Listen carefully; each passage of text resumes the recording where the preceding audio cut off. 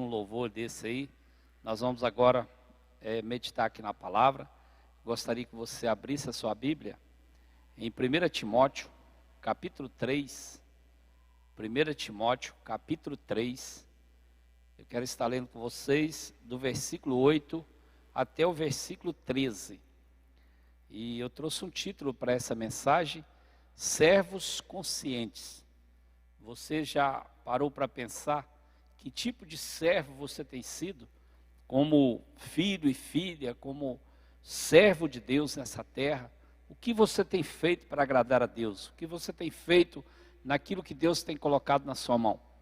Então eu quero ler esse texto com vocês, 1 Timóteo, capítulo 3, a partir do versículo 8, que diz assim a palavra do Senhor: Semelhantemente, quanto a diáconos, é necessário que sejam respeitáveis, de uma só palavra, não inclinados a muito vinho, não cobiçosos de sorte e ganância, conservando o mistério da fé com consciência limpa. Também sejam estes primeiramente experimentados, e se mostrarem irrepreensíveis, exerçam o diaconato.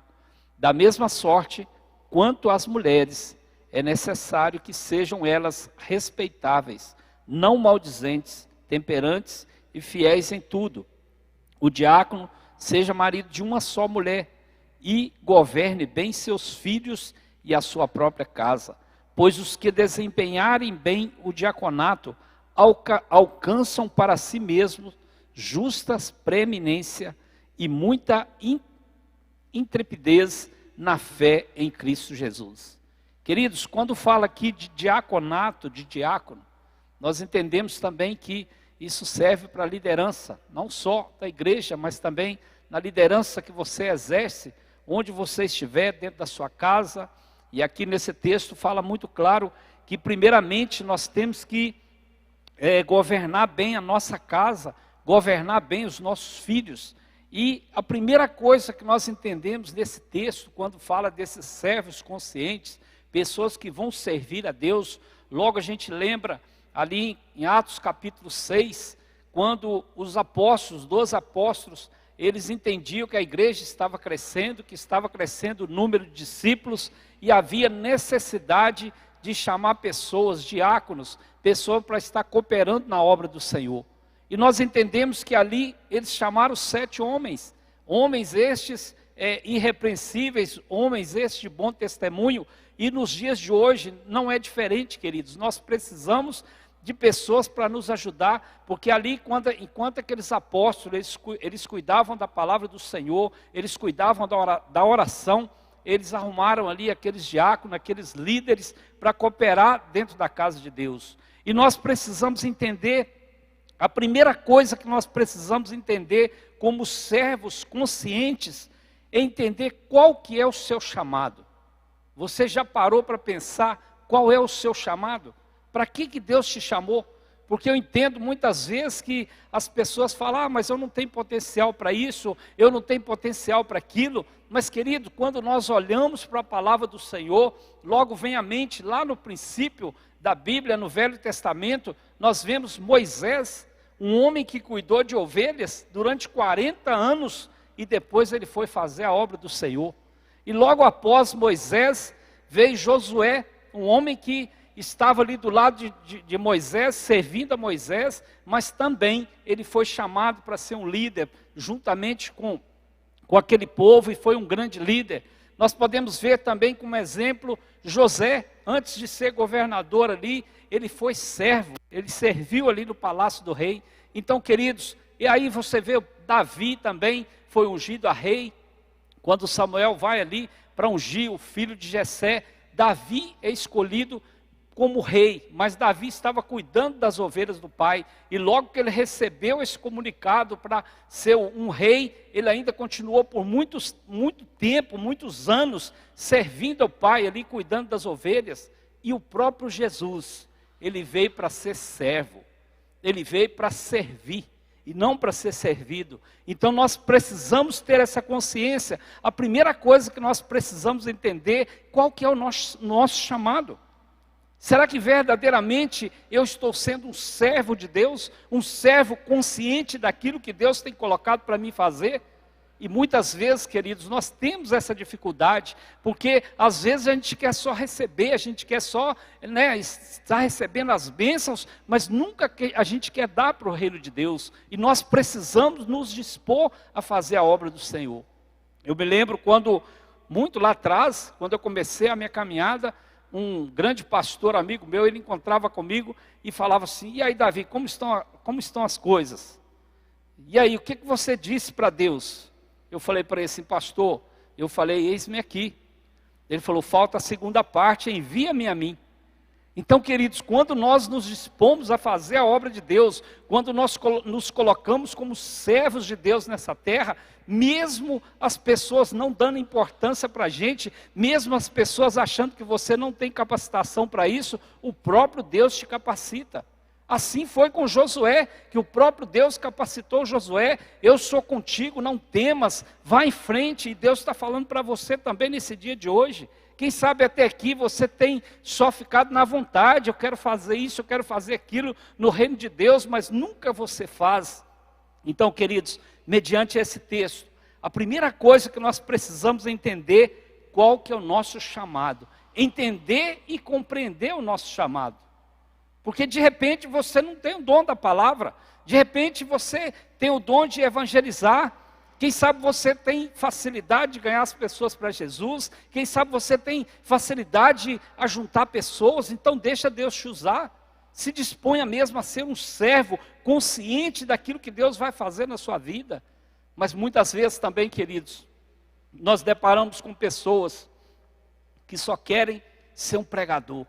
Pessoas que às vezes só querem aquele tipo de coisa para fazer dentro da igreja, e de repente o seu chamado é para outra coisa.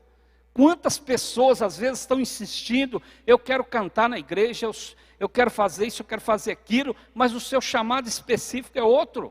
Claro que Deus pode te capacitar em outras situações, mas primeiro seja consciente, compreenda o seu chamado, entenda o seu chamado, para que Deus complete a obra na sua vida. E aí, queridos, essa palavra diáconos, no grego quer dizer diáconos, é o mesmo que servo, é o mesmo que líder, é aquele que está pronto para ajudar. Eu acho interessante que se refere a um servo, aquele que atende às necessidades das pessoas.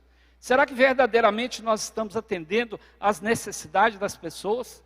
Você como líder de célula, você como líder de um GE, você como líder de ministério, um líder de qualquer coisa dentro da igreja, que esteja fazendo a obra do Senhor, você realmente tem atendido às necessidades das pessoas? Ou simplesmente você está ali com a posição de autoridade, mas não faz aquilo que Deus colocou para você fazer? Porque o próprio Jesus, ele nos ensina a ser servo. O próprio Jesus, indo, ele pregava, indo, os milagres aconteciam, mas ele fazia, ele era um servo, ele estava pronto para nos abençoar em cada momento. E também, queridos, servos são responsáveis por servir, auxiliar, são servos serviçais. João capítulo 2, no versículo 5, ali nas bodas em Caná da Galileia, olha que interessante, diz assim a palavra, esse versículo diz assim: então ela falou aos serventes, aos serviçais: fazei tudo que ele vos disser. Esse versículo, querido, muitas vezes encaixa na nossa vida. Porque muitas vezes, eu tenho visto isso principalmente em termos de missões. As pessoas querem fazer missões, as pessoas querem ir embora para fora do Brasil, as pessoas querem fazer uma programação para fazer missões, mas muitas vezes não quer ouvir a voz de Deus, muitas vezes não quer passar por um processo de Deus para ser um missionário. E ser um missionário na prática vai exigir de mim e de você muita renúncia. E nós precisamos ser esses servos serviçais, pessoas que estão preocupadas com as outras, pessoas que estão preocupadas em auxiliar as outras verdadeiramente. E esse texto aqui, ele nos ensina muitas coisas. Quem almeja uma posição de grandeza deve se tornar servo. Lá em Marcos 10, 43 diz assim: mas entre vós não é assim, pelo contrário, quem quiser tornar-se grande entre vós, será esse o que vos sirva. Olha que interessante. Quer ser grande? Quer ser um servo? Então, sirva.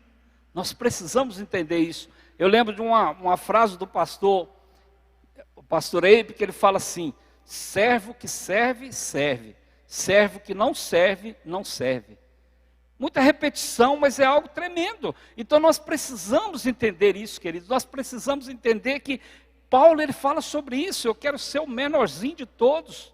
Eu sou o menorzinho de todos, mas eu estou aqui para servir. E nós precisamos estar prontos a servir na casa do Senhor. Também servir poder no nível assim espiritual, servir nos poderes espirituais. Olha que coisa interessante. Os falsos apóstolos são chamados de servos de Satanás. Olha que coisa terrível. Nós somos servos do Senhor, mas os falsos apóstolos, eles são chamados servos de Satanás. Também Paulo, ele é ministro do Evangelho, é um ministro da fé, ele é um servo de Deus fiel, ele leva a palavra do Senhor.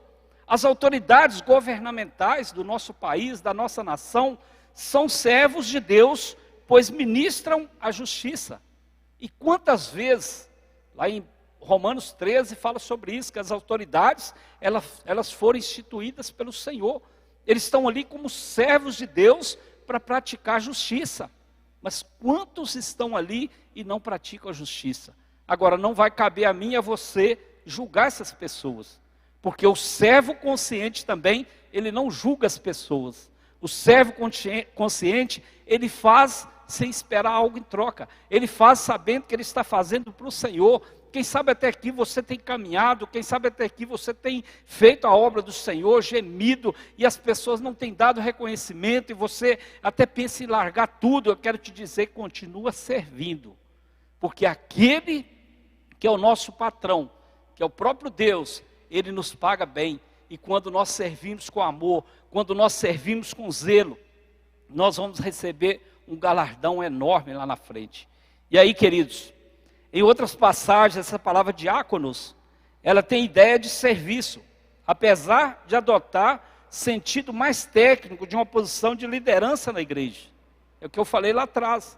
Essa posição de diácono também é como se fosse um líder da igreja, uma pessoa que auxilia o pastor, uma pessoa que está ali fazendo algo para ajudar no reino de Deus.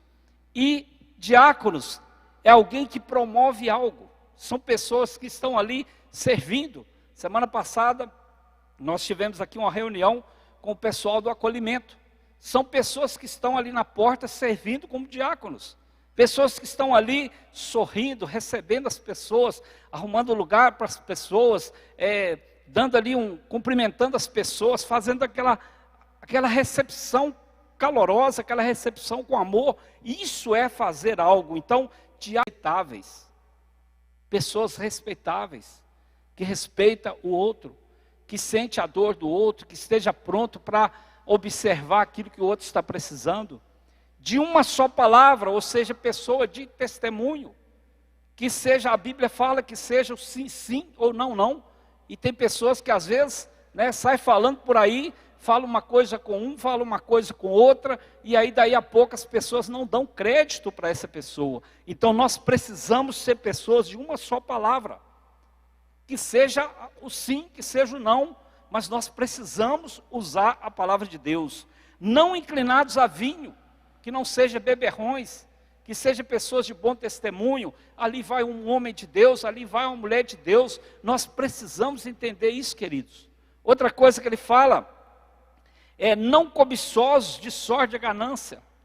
Quantas pessoas, queridos, querendo exercer uma liderança, não só na igreja, mas também lá no trabalho, às vezes numa escola, numa faculdade, as pessoas querem exercer uma liderança para pisar nas outras, exercendo uma liderança como ganância, buscando algo para si próprio e não pensando no outro, porque quando nós fazemos algo pensando no próximo, tudo vai funcionar melhor.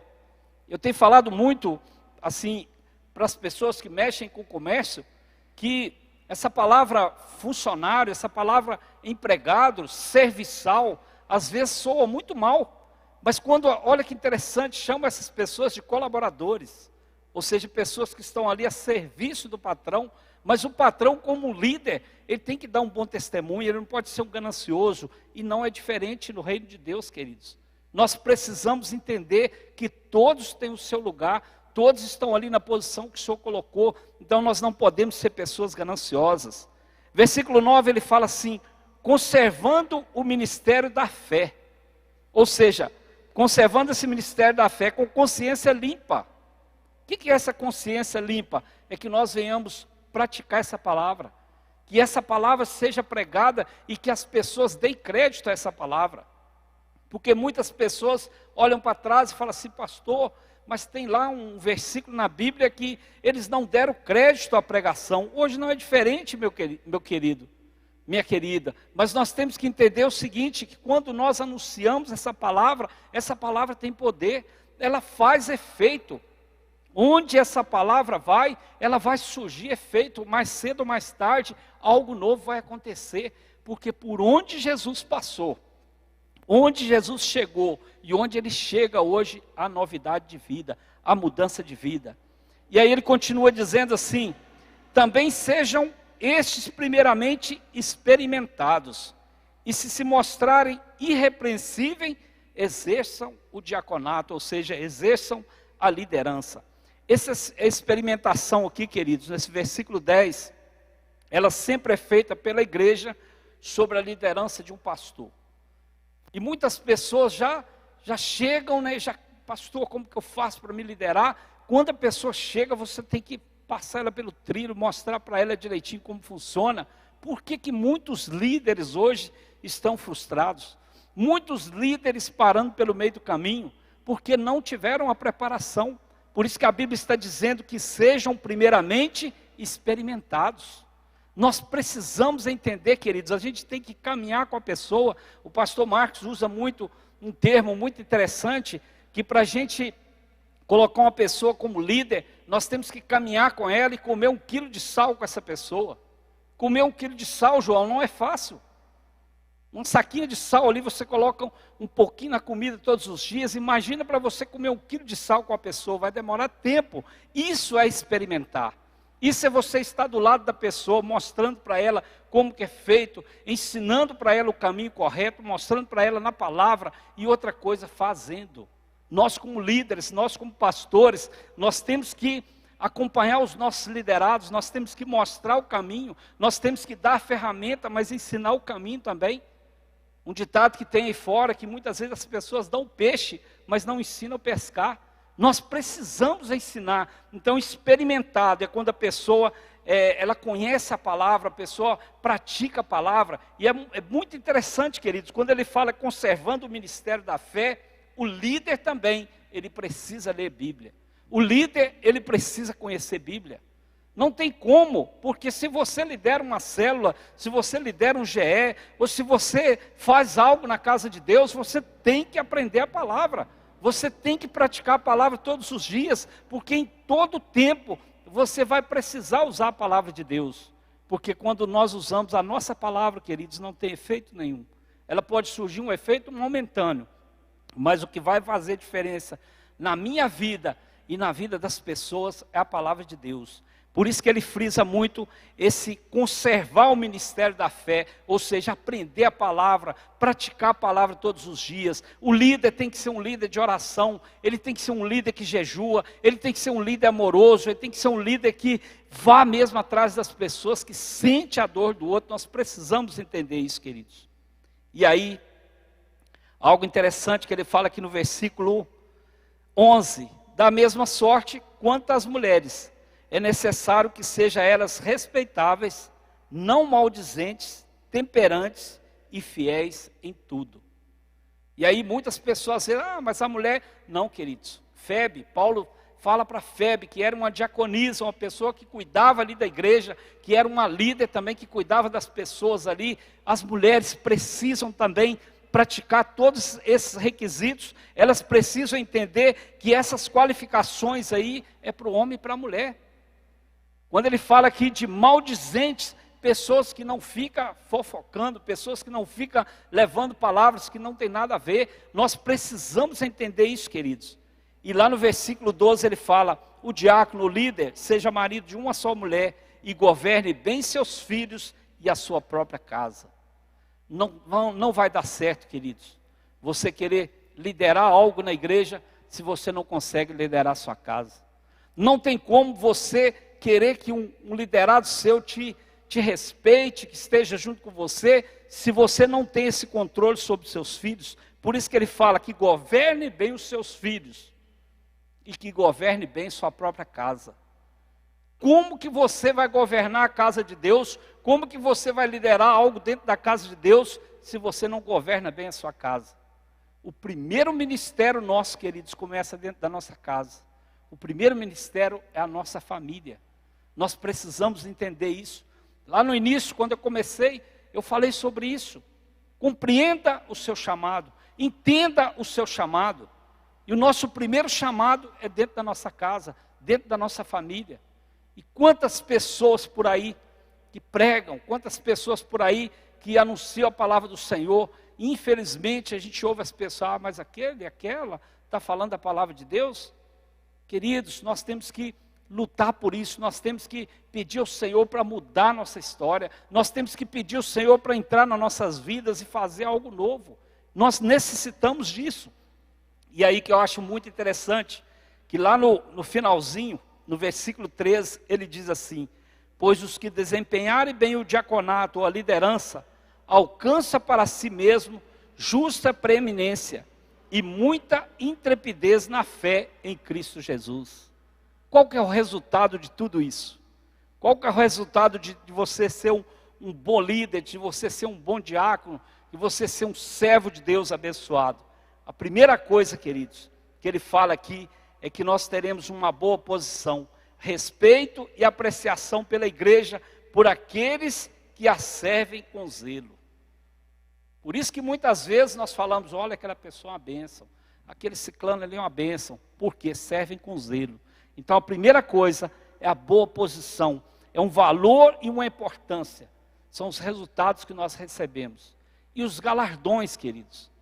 Claro que muitas pessoas às vezes ficam, mas a Bíblia fala ali que, tem um texto que fala que muitos chegarão naquele dia, em teu nome eu preguei, em teu nome eu expulsei demônios, em seu nome, Senhor, eu fiz isso, eu fiz aquilo, afasta de mim que eu não te conheço. Mas aí está falando individualmente.